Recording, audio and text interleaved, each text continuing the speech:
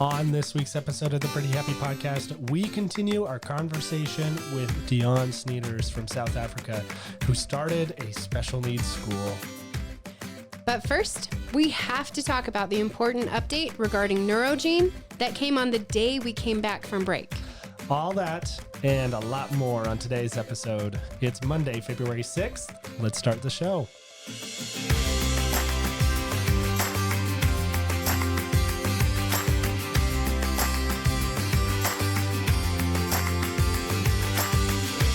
Welcome to the Pretty Happy Podcast. My name is Sam. And I'm Sarah, and we're the parents of Zoe, a child with Rett syndrome. Welcome back to another episode, everybody. We are really excited to finish up our conversation with Dionne, but also massive elephant in the room. We have to talk about Neurogene as well. Yes.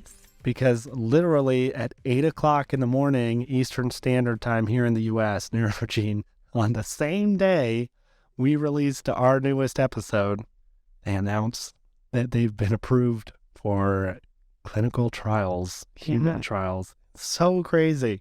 So Huge news. we don't even have time to just chit-chat and dilly-dally because we have so much to talk about. And so obviously, on today's episode, our top 3 is Neurogene announces FDA approval to proceed with human trials. So let's go ahead and begin with number 1. Neurogene first announced that it was creating a new development program to target a cure for Rett syndrome on May 18th, 2022.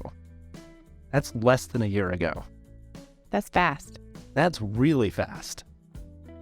Like, I was looking into all the other companies and drugs and trials and whatnot that have been going on, and it was taking them years to get to this point where they were able to announce. So from announcing that they're going to do it to announcing that they've been accepted to do it. Yeah, exactly. So let's hop in a little time machine. Let's go back to May of last year. What was going on? So April of 2022, we were doing the Rett syndrome conference that I refuse to remember the name of because my brain is so tiny. And so I feel like a lot of us came out of that conference on this great high. Yep. Really enjoyed connecting with people. It was a lot of fun. Good experience. It was great. And then out of nowhere, Neurogene. Yeah. Who I'd never heard of. Yeah, none of us in the community had ever heard of before. They come on the scene sharing that they're confident that their proprietary, am I saying that right? Proprietary? There we go. That was right. I have speech. Yep. I have an impediment right now, apparently. Anyways, they were confident that their proprietary technology, named Exact, would be able to address issues of providing the right amount of gene therapy to MICP2. I went back and listened to our episode where we talked about this announcement, and we kept joking about how Exact technology didn't have an exact definition. Yeah. At least not exactly yet. And it's still funny. It's still funny. Oh dear. But the question remains, what is this exact technology? So number 2, let's talk about what it is. How does it work? Yeah. Now, I have no understanding whatsoever of the technical terms. That is not me at all, so I can't help anybody on that. What I can do is share with you an example that the CEO and founder of Neurogene, Rachel McKinnon, gave. And I think it's a great example of just how difficult gene therapy is generally when you're talking about such a difficult disorder, mutation, disability as Rett syndrome. So I am going to embellish, I need to preface this, I'm going to embellish a little bit on her example because she kind of hit it very high level, and I was like, oh man, this could actually go a little bit deeper. And I had a lot of fun thinking about all of how it could go even deeper. So if I screw it up, I apologize, but I had fun writing this all up. So Imagine your body is a tall building, like a skyscraper. And in this tall building, there live lots of people. And these people, they represent your DNA. Okay. Now, these people, they have different jobs within the building. These jobs range from cleaning bathrooms, vacuuming hallways, maintaining elevators, keeping the building up to code. They involve routing phone calls so different people within the building can communicate with one another. There's lots of jobs that they have, okay? And for the most part, the majority of these people showed up in the building prepared to be able to do everything and anything that they needed to do. Okay. But in some buildings, there are a few people or quite a few people, or could range in very different situations, who arrived and were ill prepared to do their job. So like they showed up and they're in their apartment and they don't have a kitchen, so they can't cook, they can't eat, they're essentially starving themselves, right? Or they don't have a bed, so they can't get a good night's rest. Or maybe they don't have anything for entertainment in their off times, right? And as humans, just as people, we know that if we don't have some of these essentials, as we view them, it does impact our day-to-day life. Right. Well, same thing with these people living in the building that is our body and DNA. Mm-hmm. If they are not fully equipped to be able to do their jobs, then other issues begin to present themselves, right? Right. So the bathrooms are no longer getting cleaned, which means you could potentially have infections and bacteria spread throughout the building. Uh-huh. People are not keeping clear fire escapes, so that way the building's like, it's no longer safe. It's just not a safe place to be in case anything were to happen. Or nobody's answering phone calls to be able to transfer them to one another and communicate what else is going on in the building. So now you have this breakdown in communication. And so things are just falling apart in the building, right? And it could just be one person, it could be multiple people. It just depends, right? Yeah. But we can see how there's a cascade effect that happens there, right? Now, there's a pretty easy solution to addressing these individuals who showed up ill-prepared, and that would be essentially Amazon. More or less, like ordering something online and getting it shipped, Okay. right? Get it shipped to you, have it show up, and like that's going to take care of it, right? You don't have a bed, let's order you a bed and let's get you a bed so that way you can get well rested and you can then go and do your job. So make sure building works. Right. The only problem is, if you think about how delivery systems work, if you've ever looked up a video on YouTube or even just watched how delivery systems work, you order your stuff and it takes a bit to get there. Yeah. And once it gets there, even if you're talking about the suburbs, they don't just show up in the suburbs and suddenly everybody has all of their packages and needs, right? Right. They have to go one by one delivering it, right? Mm-hmm. And especially when we're talking about something that could be so vast as like a massive skyscraper that has all these rooms, that have all these individuals that have their very specific needs that need to be met, and you have one delivery driver, right? Mm-hmm. So that's not an effective way, because yes, you could go to the first floor and deliver that kitchen to the person who showed up and didn't have all their kitchen supplies to be able to cook. And sure, they're now nourished to be able to go and do their job. Uh-huh.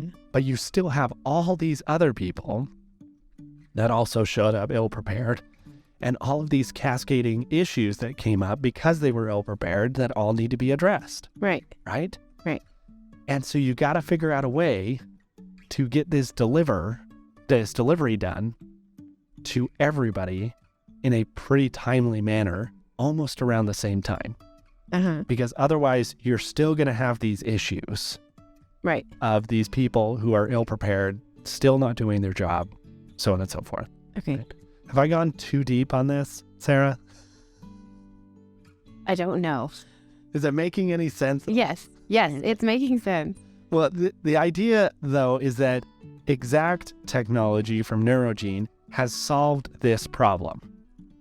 They have figured out a way to deliver what is lacking in the DNA of somebody with Rett syndrome in a very quick and orderly fashion. So it's not just, hey, we've put it in this one spot with this one cell, and now it's producing the correct DNA. No, it's going throughout the body, all the way to the extremities, down to the toes and the fingertips, and it's everywhere. Okay. Right? That's the problem, is that you have to be able to deliver it to the entire body in a timely manner, because if it's not addressed throughout the entire body, you still have Rett syndrome. Okay. Right? We also talked about in that episode when we first covered this, that what makes this so difficult for Rett syndrome as well is that it needs to be precise. Yeah. Hence the exact technology name. Too much expression in the MICP2 gene is fatal. It has been shown time and time again in the white mice models that if it is expressed too much, it kills the host. So, and then of course, too little, you still have Rett syndrome. It is this Goldilocks zone of enough expression of the MICP2 gene to reverse Rett syndrome. That's why it's so hard. It is not a light switch, it is a dimmer switch. And if it's too bright, the house catches on fire. It's not good. And if it's too low, you can't see anything anyways. It doesn't matter that the dimmer switch is even on a little. Yeah. So that's why this is such a big deal, because they believe that they can precisely, and they've demonstrated this to the FDA, they can precisely express the MICP2 gene in white mice as well as non-human primates. And their data is strong enough that the FDA believes that it can also work in humans. It's crazy. It's just crazy. It's exciting. It's really good. We also need to talk about what makes Neurogene different from other pharmaceutical companies. So number 3, Neurogene is not a publicly traded company. And I'm not saying all publicly traded companies are bad, because that is not true. Yeah. However, typically a publicly traded company has an agenda when they are making an announcement. Yeah. We had the opportunity to talk on 2 occasions with a representative from Neurogene. And at least what I got out of it was Neurogene is making these announcements based off of their confidence that they will be able to proceed and have success with what they're trying to do with, I'm trying to remember, NGN 401. That's the name of the drug. I've been trying to memorize it because there's all sorts of them, like Tasha's, what's theirs? TSHA 20220 or something like that. I don't know. At some point, I'll have them all memorized, and it'll be useless facts that nobody needs to know. But anyways, Neurogene has essentially said the reason why they have made the announcements when they have made their announcements is because they are at a point in the process where they think they are confident enough that things will be positive if they proceed. So basically, they are at a point where they're not afraid to raise people's hopes. Exactly. 100%. Now, inversely or conversely, I need to look up the definition. What's the difference between those 2 words? Inverse and converse? Converse is a shoe. Is inverse a sock? Okay, sorry. Anyways, but another example, Tasha was previously denied by the Federal Drug Administration here in the United States to be able to proceed with human trials Right. of their drug. Okay? They did receive approval in Canada, but not in the US. Yeah. Okay. And I think we were all kind of frustrated, but at the same time, look, trials are happening somewhere. That's good news, right? Yeah. Well, I don't remember the last time that I heard about anything to do with Taysha and Rett syndrome at all, like whether it was something to do with here in the US or how they were proceeding in Canada. I keep track of this stuff. I have notifications set up on my phone specifically for these things, and I just haven't seen it. And that's fine. That's fine. I don't need an update all along the way. But what I do find interesting is that just recently, Taysha announced that they're working towards possibly reapplying to do human trials here in the US. Yeah. Now, is this a good thing? Hopefully. But what's concerning to me is when they announced it. They announced it at a quarterly shareholders meeting. Oftentimes, announcements at these meetings are intended to boost stock value and boost confidence in investors. Gotcha. They're strategic meetings, and people in that space follow those meetings very closely. And honestly, if you listen to those meetings, a lot of the times they're not even talking much about the specifics of the products and services that they're offering. They're talking about strategies of how they are going to boost their profits, which helps the shareholders. Yeah, that's what the shareholders want to know. Exactly. Now, is it possible that Taysha made this announcement because they truly do intend and believe that they can reapply with the FDA and get approval? Possibly. I hope so. Yeah, I have no idea what their intentions are.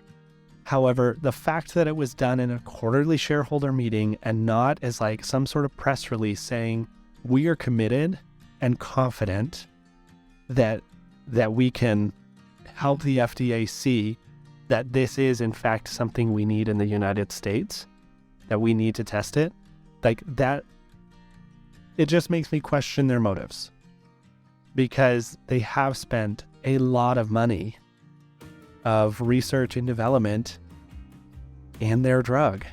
Yeah. And the fact that it doesn't get approved in the US is a big deal. That is a big deal.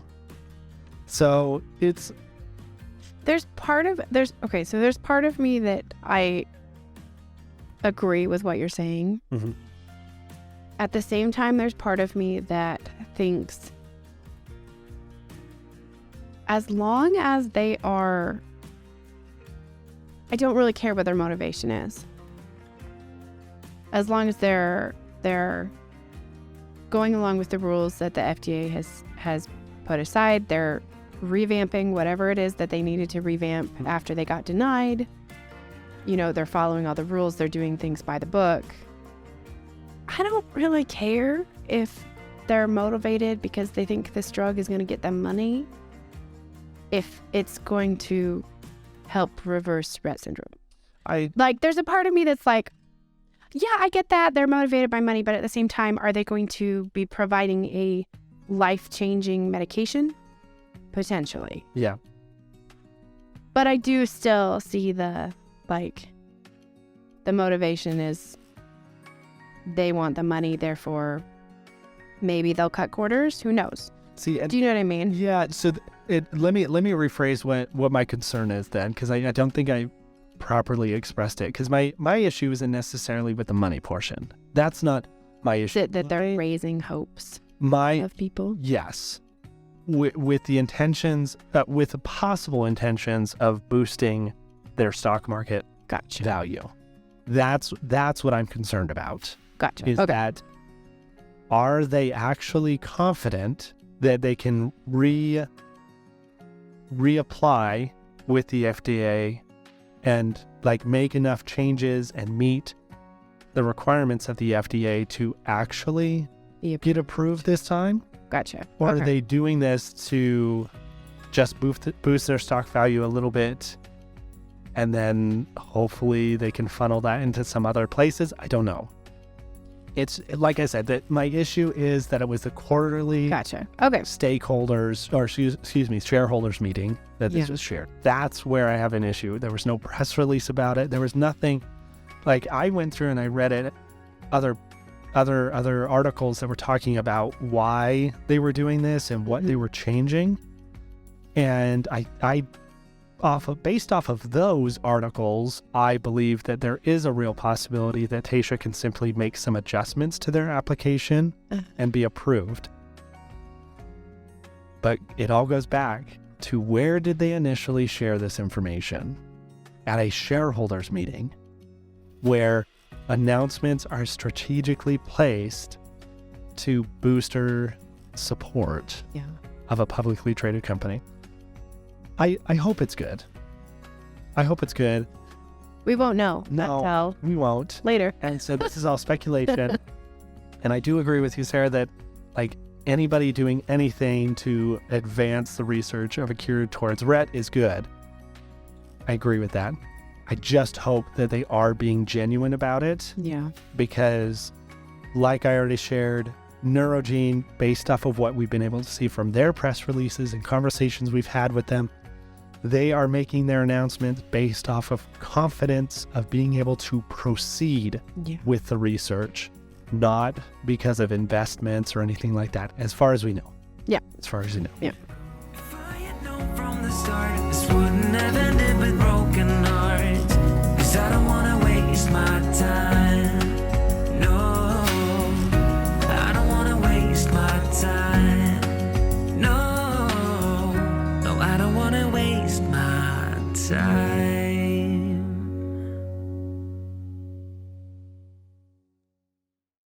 You're up to 5 students now? Is that what you're saying?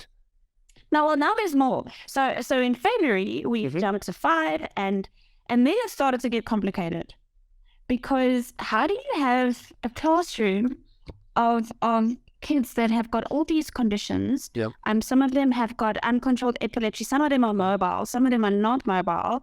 And some of them had never been in a structured environment before, where they have to sit and look and learn and concentrate.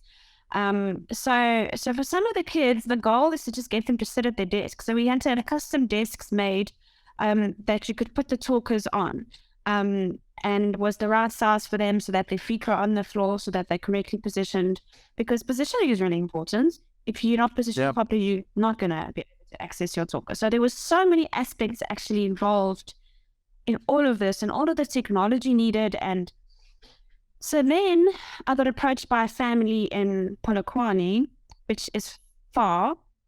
And now I'm like, sure, but this is awesome, but we're so far. So then we started the satellite program, which is remote homeschool learning. So basically we developed this curriculum, which is now accessible for homeschoolers and for classroom learners. So the satellites basically get sent all of the work and all the learning opportunities for all the themes and all the ASC support, and the staff can actually do the teaching. So what I've realized, what happens with a lot of the special needs school, is that it starts off with great intentions, and it's usually started because someone has got a huge passion to help the kids.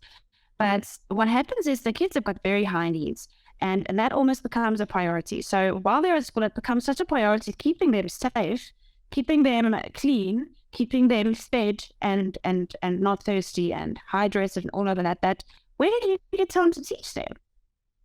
It becomes the priority of the day. So I'm suddenly seeing that my teacher would be like flustered a lot of the time, and I'd ask her if it was a good day, and she'd be like, yeah, because today we had no seizures and no one fell today, and I was just like, no, that's not a good day.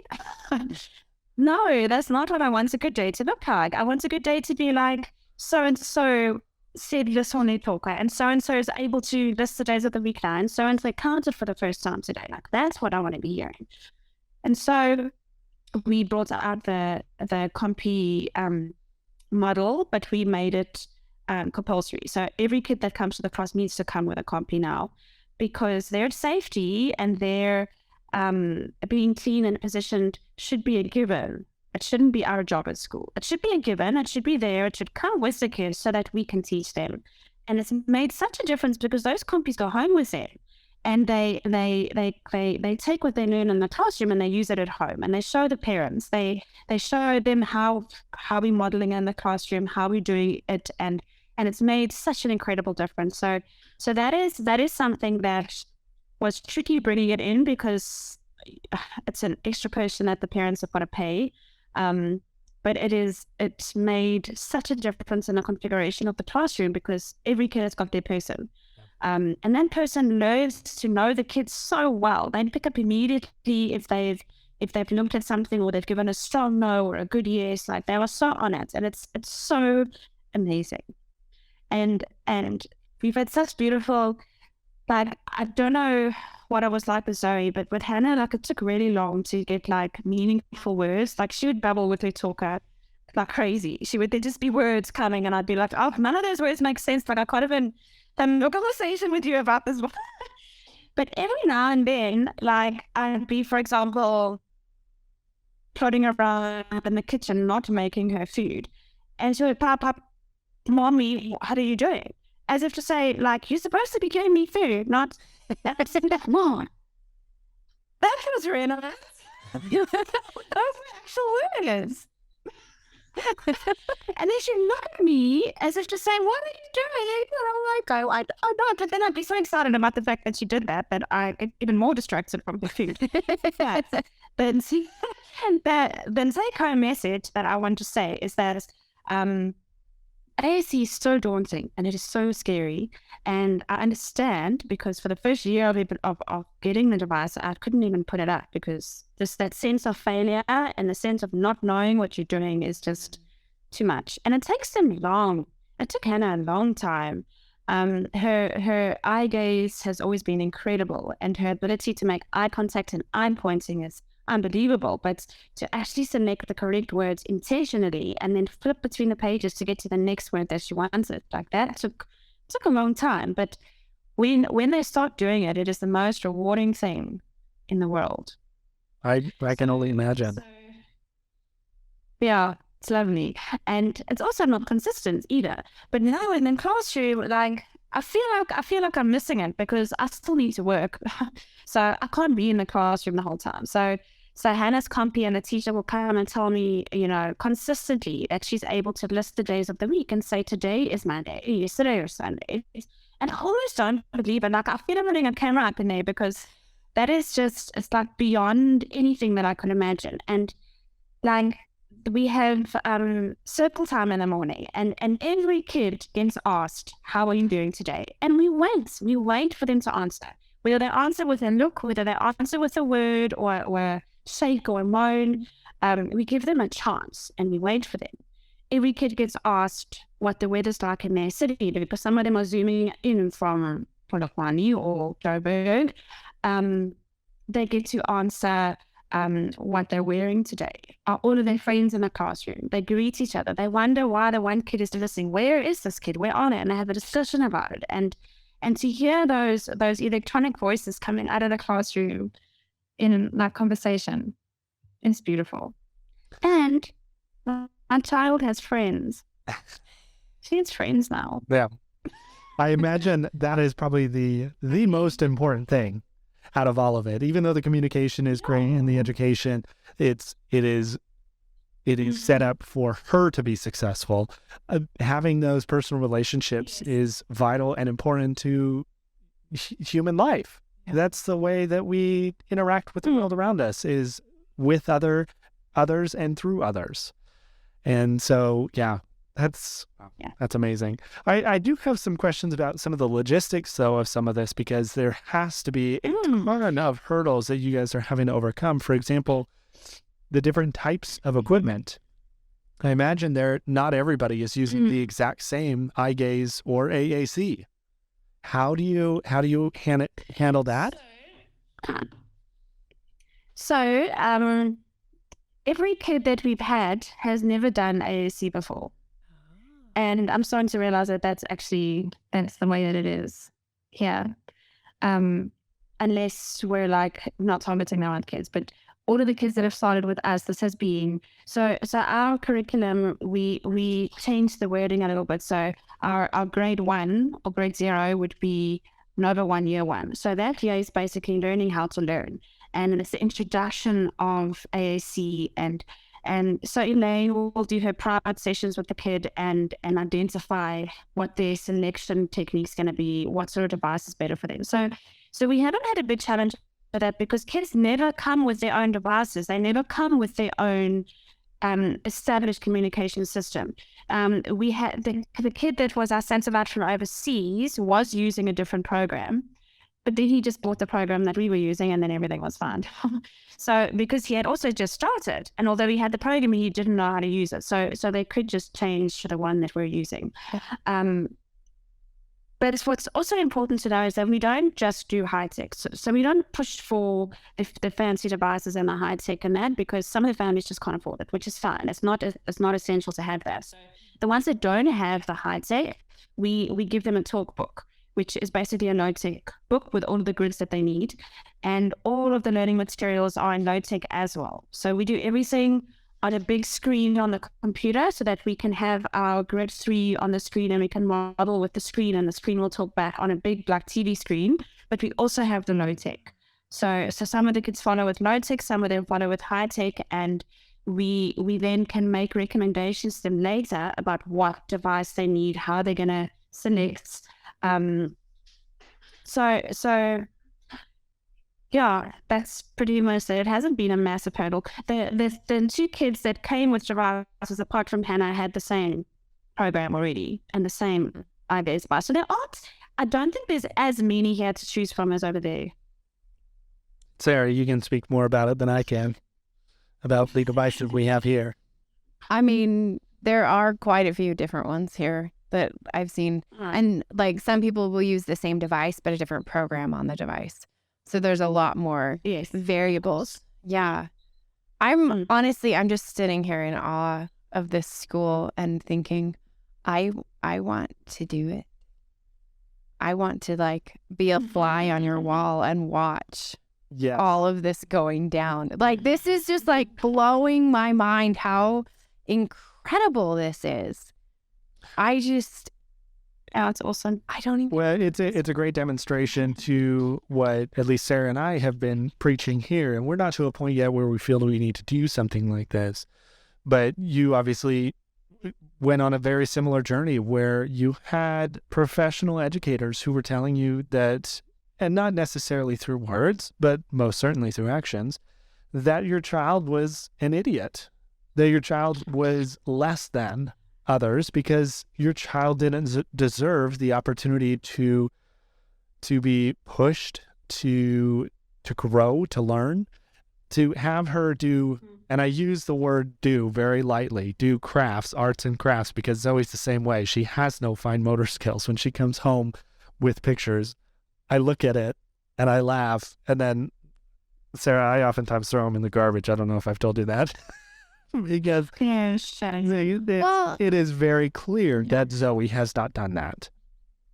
And so I am so impressed with what this can now demonstrate to the educational world, that individuals of varying abilities can succeed, but it requires us to view their situation in a different light. It requires us to put in a little bit of effort to try and understand what they're going through and how they're trying to communicate. Because as soon as you can understand how they're communicating, at that point, you can at least do yes and no to make sure that they're understanding what you are teaching them. And you can grow on that. You can build upon that. And yeah, it's very... It's called something that I left out. Go ahead. Are you still there? Yes. There's an important part that I left out. During before I decided that we needed to start a school, we had a school this side that is a special needs school, but they follow the normal curriculum. So they say the kids go there and they get a matric and they go to university, so they're all inclusive. They take all disabilities. They're an amazing school. They take eye gazes. They take everything. So I was like, this is where I want Hannah to go, because this is the most normal that she's ever going to get. They do exams there, they have matric dance, they have disability sport days. Like, it's fabulous. This is where she needs to go. And I didn't even think twice about whether she would be accepted or not. I mean, it's an all-inclusive school. There should be no such thing as not getting accepted, right? Yeah. So I motivated, of course, because they need that. They needed letters from all the therapists, from the school, from the doctor, from myself, and we motivated really well, I thought. And they phoned me, and they literally passed the phone around to every therapist and it told me why she can't go there. And essentially, they basically said that at that point, she couldn't communicate at all. She'd never been in a classroom setting, so she wouldn't be able to just sit in a classroom and follow. She wouldn't be able to write exams. She wouldn't be able to follow instructions, do homework. So, sorry, she's just not a candidate for our school. So I said to them, okay, but where's the bridging program? Like, you've got to have a section where you get the kids ready so that they can be in school. And they were like, no, just continue with speech therapy once a week. That'll be fine. I was so upset about that. Like, I felt like someone had punched me in the chest. They wouldn't even need to in person. Like, this was all based on a report that we'd written. The physiotherapist said to me that she needs head control. And I was like, she's got head control. You never met her. Oh, you are. I'm getting worked up. But then, you know what? I had a conversation with one of the people at work there.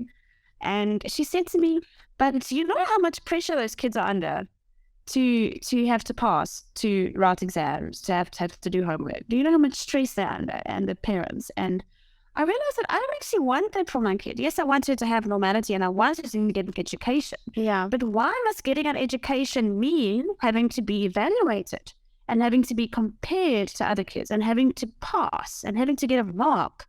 Why? Because when Hannah is stressed, the apraxia is so bad that you can't even look at her talk, let alone answer questions with it. It's like, Yeah.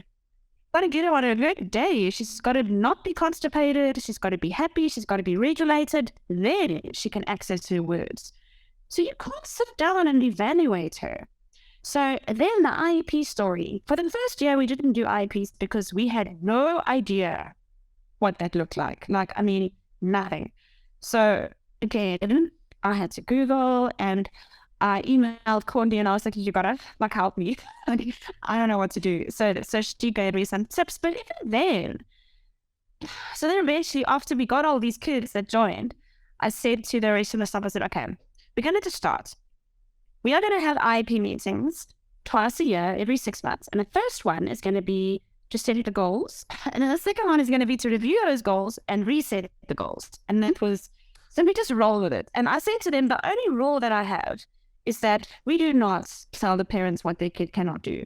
That does not exist in an IEP meeting. I'm sorry, because these parents are sick of hearing that. We know all too well what our kids can't do. Yes, you don't need to hear it. So we just started off with very few goals. So we only chose like 3 goals per kid, and for some kid that would be like sitting in their chair for more than 5 minutes for 3 activities of the day. But that's what they needed to do to access learning. That's what they needed. So the IEP meetings are such happy meetings. The parents are always, and the therapists attend, and the compies attend, and they're always happy meetings. They're happy meetings. They're happy times because we literally look at what the kid is doing, and we choose goals that are realistic to them. So we're not going to be like, well, she's 5, and another kid who's 5 is doing this, and therefore that's what she should be doing, because that isn't actually what I want for her. I want her to have an education. I wanted to know what's going around her in the world. I wanted to know how to ask for help. I wanted to be able to Google something if she wants to. I wanted to be able to read. So, and if she never gets to do those things, if she never learns to do those things, then at least we can say that we gave it a damn good shot. We tried. Well, and obviously now in the world we live in, there are alternatives to all of that. And giving her the opportunity, for example, using her eye gaze to activate a story that's read to her, either by the device itself or using a system like Audible, or maybe a library has a system, whatever it may be. Just providing her with more tools so she can access the world around her and the things that are in fact accessible for her. That's what I think. In the end, this could be a really great thing. And I do agree with you regarding the grades and the marks. I don't know how it is in South Africa, but in the United States, it is so important to have those grades and marks for money. That's what it's for. If a school can demonstrate that they have growth, if they can demonstrate that the average student is at this level, determined by a board of educators that is far removed from what the reality of a classroom is, that's why it's so important here. And it's an absolute mess. It's ridiculous, and it makes no sense to me. I understand that we do want to have an idea of where somebody is at in their education, understand their level, so we can better help them learn and grow. But to assess through comparison, I think one of the worst ways that an educator can grade a student is on a bell curve. It is so stupid, because that is literally comparing them maybe to the students in the class, maybe to students across the curriculum in various classes, whatever it may be. To me, it's so stupid. It is so stupid, because then it requires an individual to fail, and it requires individuals to be looked at as better than others. I wasn't a great student growing up. I was a pretty terrible student. And I'll tell you what, the grades I was receiving did not help or encourage me to do better. Where I was encouraged to do well was in those areas, mainly in the arts, where it was very subjective, and I was able to show and demonstrate, this is why it's important for me to demonstrate it in this way, or whatever it may be. That's where I excelled. Yeah. Because it's hard to... Well, I feel like in the arts too, you're comparing yourself to yourself. Yes. You're comparing where you are now to where you were before. That is 100% what it is. Yeah. I mean, let's say you're in a painting class, and you're able to put side by side, and you're able to show, well, in this first painting, this is what my brush strokes look like. And now if you look over here, the technique has improved. And I'm using more colors, and I'm being more thoughtful about shading, whatever it may be. You're right. Being able to compare yourself to yourself. And I think that's probably a more accurate depiction of somebody's intelligence versus comparing to others, because it is absolutely the amount of abilities and capabilities and what people understand and know is so vast. I mean, what I understand about music is far greater than you understand about music there, but that does not mean that I am more intelligent than you. No.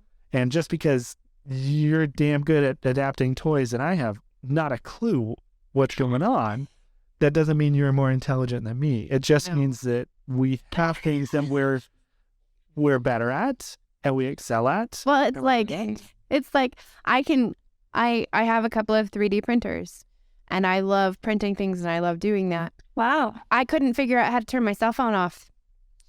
No, you couldn't. The other day. No. Couldn't figure it out. And Sam was just like, what? Yeah. And it's like, I don't know what to tell you. I will be honest, I was passing judgment. He was 100%. I couldn't turn it off. I legitimately could not. And I couldn't fathom why I couldn't do it, and neither could Sam, because I can do all these other things. That's awesome. Yeah. It was ridiculous. So do you guys not have a school there that does this? There, I don't understand. Yeah, so where we live, there is not a special needs disability specific school. Yeah. But there are a couple of programs within the regular public school system that Zoe's able to access. We felt it was very important for Zoe to, yes, receive special education services, but we felt it was more important, like you were saying, for her to be in a classroom full of neurotypical peers. And so it was a long fight for various reasons. And at this point, I think we're pretty satisfied with it. Yeah. What you're not, I can't remember what the ratio is. So I believe it's 80% she's in with the general education class, 20% she's out of the classroom. So she spends all of her time with the general ed class, except for when they take her out for therapies. So they do therapies at school. It's not a lot. So they take her out for like 15 or 20 minutes. Yeah. And then she also leaves the general ed classroom when they are doing their personal work time. So she'll be in there while the teacher is explaining a topic or whatnot.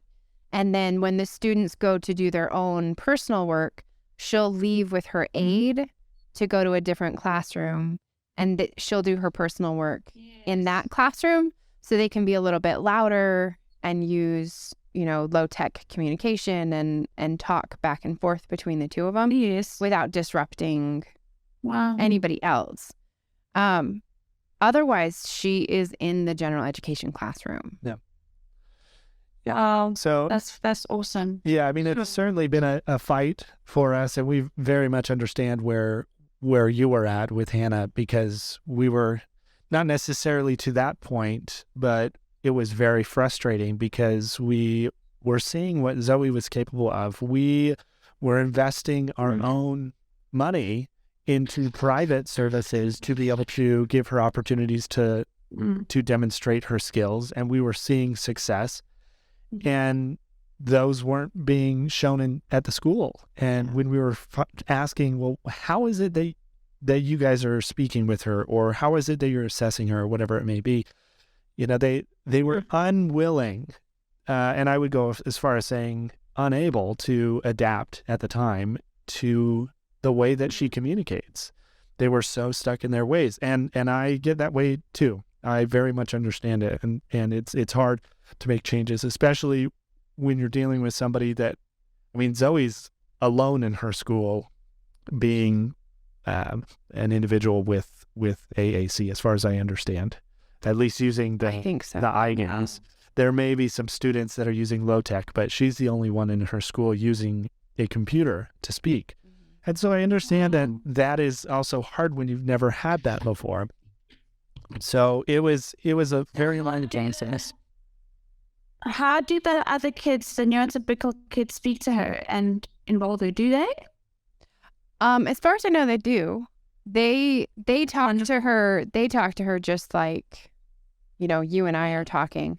And then they have explained to the kids Zoe's yes and no's. So they do a lot of yes, no. So Zoe will look at somebody for yes. She'll look away for no. Yeah. So they have a lot of communication that way. And then Zoe's wonderful. Zoe's very sassy. She's a very sassy little girl, and she loves to tease and joke. So she uses her device a lot to do that. Yeah. So she will sometimes respond to people and like razz them and just, joke with them and tease them, and that's lovely. Yep. So what will happen? So now she's obviously in, I don't know, grade 2, second grade. She's in first grade. Yeah, so she's been in school. This is her 4th year. We did 2 years of preschool, 1 year kindergarten, and then this is first grade this year. Yep. So next year, will she follow her class to the second grade? So yeah. So will she stay in the first grade? She will go to second grade. So the way that it kind of works is her ESS classroom. Our ESS classroom will stay the same, and her general education classroom will continue. So the ESS classroom stays the same for like K through 2. And then the general ed classroom will just continue. So once she hits third grade, I think her ESS classroom changes to a different classroom that has a specific number of grades in that classroom, basically. If I understand it correctly. Yeah, kind of like they're grouping them together because they don't have enough students with each one of the grades who require that special education services. And so it makes sense in my mind, if you've got one student in kindergarten and then you've got 4 in second grade, they're pretty close in age and understanding. You can bring them together for a little bit. And like I said, it's worked out well having her go to the general education portion of the class because she's getting that regular education that the rest of her peers are getting. And Absolutely. she hasn't, Exactly. yeah, she hasn't said it as of late, but at the beginning of the school year, she was very frustrated and annoyed and was coming home not happy because we're just starting up with a new school year, and as you do with any new school year, you're going to go backwards for a little bit and do some refresher work to remind everybody of where they're supposed to be at. Well, Zoe didn't really ever have a stop in her education, especially when it comes to speech and communication, because she continued to do speech therapy over the summer. And so she came home and was like, I'm so bored. I don't want to go back to school. Yeah. So you have to be patient. You have to be patient. This is all part of the process of going back to school. You have to push through these first few weeks. Your friends, they weren't spending time with cool people during the summer, learning how to read books and learning how to talk.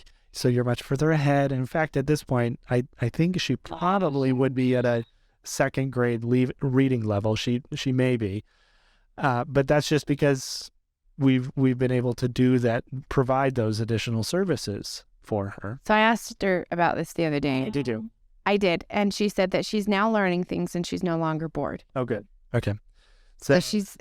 I told her, I was like, you just gotta wait. You gotta wait. You'll get back into the swing of things and it's going to start pushing you and you'll really enjoy it in just a little bit. So glad that's actually happened. Yeah, that's amazing. She sounds amazing. She's fun. She's a lot of fun. Yes. Well, now South Africa is on our world tour list. And if you didn't know, you are now required to be one of our tour guides. So that's puzzling. That's part of it. Well, what's that one last thing before we close out? I'm curious what your guys' plans are for the future of the Nova School. What are your intentions over the next 5, 10, 15 years? Or am I asking too great of a question? What is the dream? So, what is that, Alan?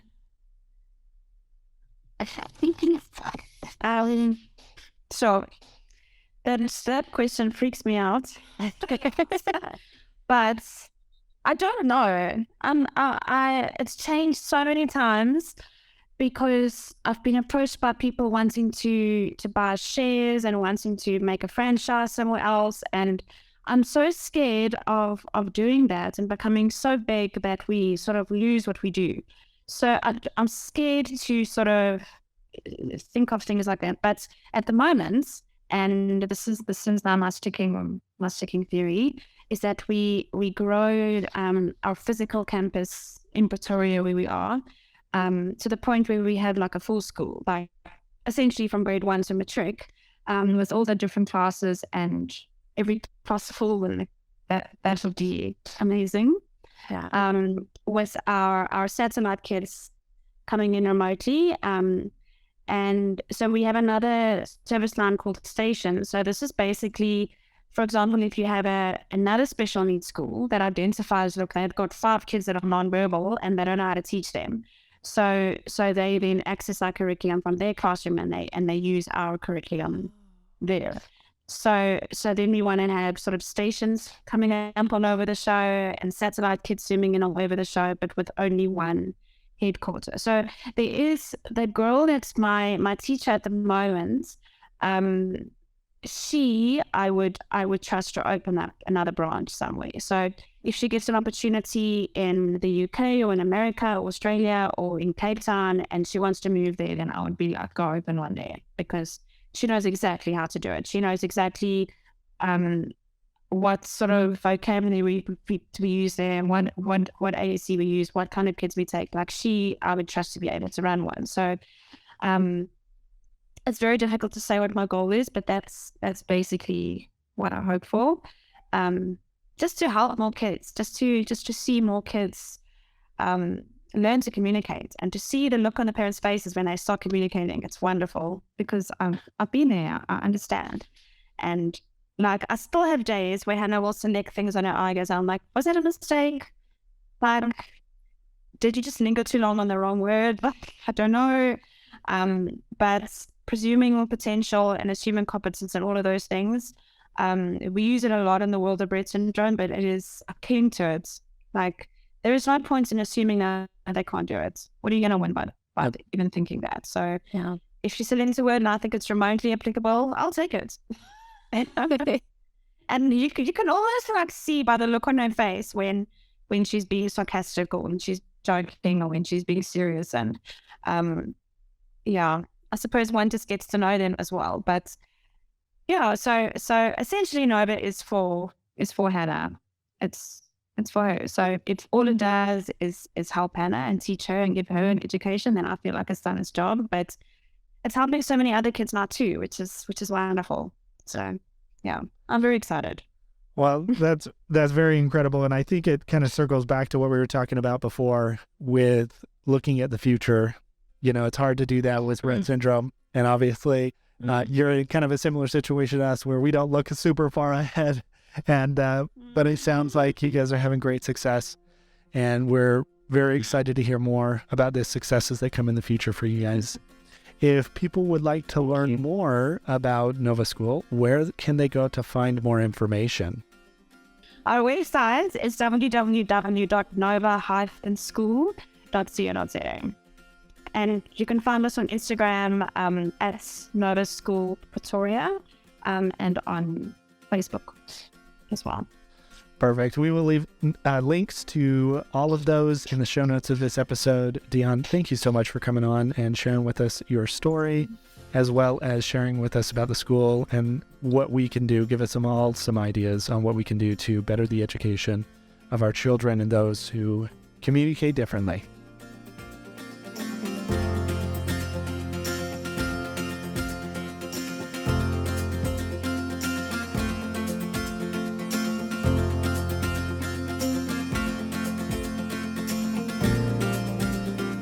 And that concludes the second part of our interview with Dionne. It was so wonderful to hear about all the work that she's doing. And I don't even know where I would begin with starting a school. It's just inspiring. Mm-hmm. I feel like it's so inspiring that, she just saw that this wasn't working for her and her family, and realized she's probably not alone in that. Mm-hmm. So let's do something to fix the problem. Yeah. And it's incredible. Yeah, very impressive. So thank you, Dionne. Another place that we have to go visit now. Yep. Add that to the map, Sarah. Side note, Nova School last week celebrated their 2-year anniversary. Oh, congratulations. So happy anniversary, Nova School. Yep. So wonderful. Well, it is now time, Sarah, for Can't Leave It. Can't leave it. What can you not leave? I took our children's crib and turned it into a bunk bed. Frankenstein. Yes. To be exact. It's a Frankenbunk. So basically, the boys have been wanting, not really the boys have been wanting, we've been wanting to do a bunk bed for the boys. Yes. But half the time they sleep on the ground, so we didn't really want to put money into that. Mm-hmm. But we thought that they would really enjoy it. So I've been looking on Facebook marketplaces and like the side of the road and whatnot for a free crib. Because I figured somebody is going to have a crib that they don't want anymore, that they'll be willing to just give away. So I've been watching and waiting, and I finally found one. And I basically took parts of that crib, drilled some holes in our crib, and combined them together so that there are now 2 bunks.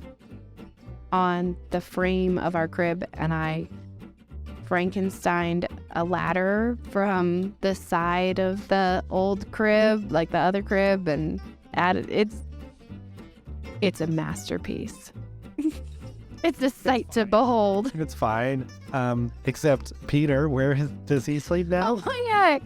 This child, Peter, our 2-year-old, he now has decided he slept in the bunk bed on the bottom for a few days.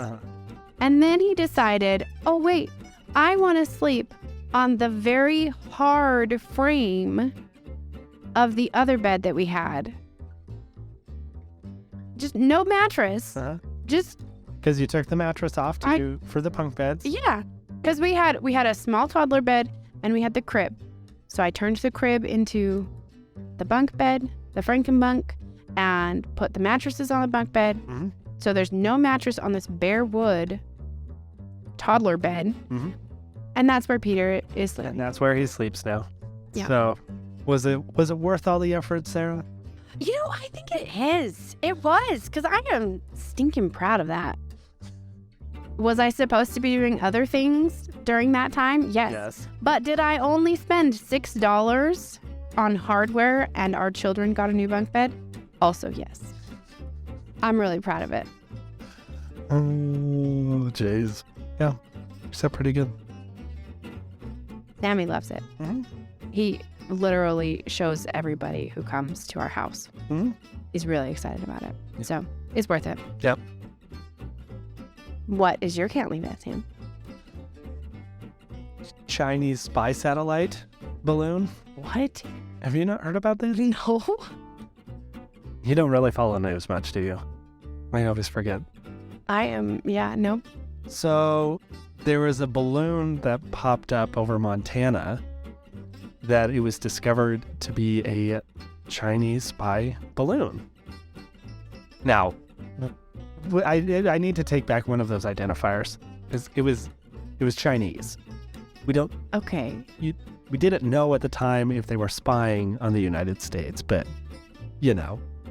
who's launching these massive balloons with all sorts of rigging and technology below it?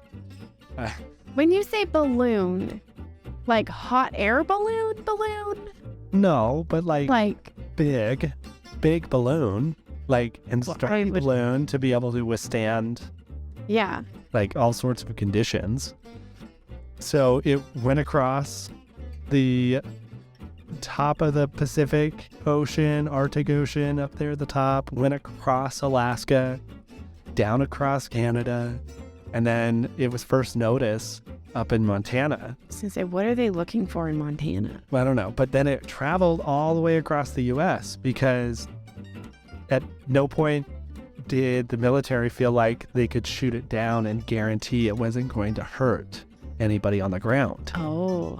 Because of all the stuff that was underneath it, which they weren't 100% sure what it was. Right. So anyways, they finally shot it down like 3 days ago. They had an F-22 fire a missile at a balloon, which that fighter pilot, he's taking his job seriously, but at the same time, he's like, this is like a video game. Shoot down the balloons. And like, he shot a balloon down. Like, anyways, they'll go and recover all the stuff and maybe they'll announce what it was that was on there. But the part that's been the funniest to me is all these people who've been upset that the U.S. military didn't take swift action against it, because I'll be honest, I'd rather people be safe. Yeah. Physically than, take a chance on knocking it down just because they may get some information. It's just so wild and crazy. I feel like if it's not it's not targeting. Was it targeting specific? I don't know. There's no military installations or classified air. Do you know what I mean? No. So I feel like if you're just floating over. Yeah. Well, but here's the crazy part. There were some public figures that were telling people to go out and try to shoot it down with their guns. Oh, good heavens. Which, people, this balloon was up at 60,000 feet. 60,000 feet. Your gun isn't going to do that, which then, if you do that, you are creating another problem that the U.S. military is actively trying to prevent by not shooting it down while it's over American soil. Like, what goes up must come down, so if you shoot a gun in the air, where's the bullet going to go, bozo? It's going to come right back down. And guess what? It's going to be going the same speed that it was going up. There's a terminal velocity there. Like, it's... So anyways, that was stupid. Yes. Also, anybody heard of satellites? I mean, China's got a really great space program.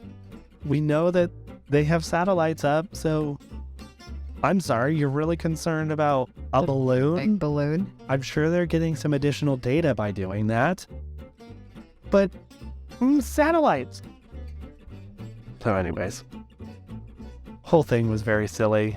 My favorite take on the balloon exploding was this guy who put the national anthem done in kazoos over the top of the rocket blowing up the balloon, because it's just perfect. You'll have to show me that after this. All right, let's go watch it now. And with that, thank you so much for joining us for this episode. Be sure to subscribe to the show wherever you get your podcasts so that you are notified when we publish episodes, which is every other Monday morning. And please leave us a rating on iTunes. Leave us a message or a question on the Anchor app, and you could become part of the show. Follow us on Facebook and Instagram at Pretty Happy Pod, where we share episode clips, news and updates, and photos of our adorable daughter. If you would like to be interviewed on the show, reach out to us on any of our social media accounts, or you can send us an email at prettyhappypod@gmail.com. For more information about Rett syndrome, visit our website,